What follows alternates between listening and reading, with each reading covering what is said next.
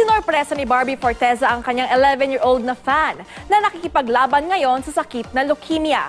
Narito ang aking Star Bites.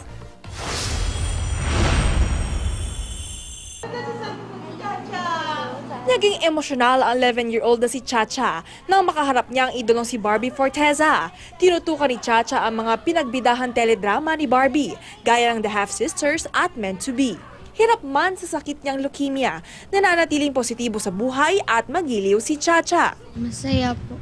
Hindi ko po akalain na matutupad po yun at makikita ko po siya. Gagawa naman talaga ako ng oras. Kasi kahit naman busy, kung gusto, may paraan naman talaga. At isa to talaga sa mga gusto kong gawin. Bukod sa masayang tsikahan at salo-salo, bumuo rin ng scrapbook sina Barbie at Chacha.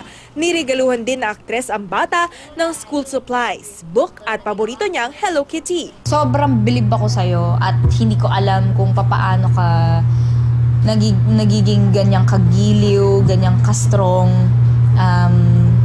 Para sa akin, ikaw ang talagang naka-inspire sa akin. Stay strong. Minsan naman talaga may mga challenges sa buhay, pero hindi ka naman i-challenge ng buhay kung hindi mo kaya. Ang pagtatagpo ni na Barbie at Chacha ay naisakatuparan sa tulong ng Make-A-Wish Foundation at GMA Artist Center.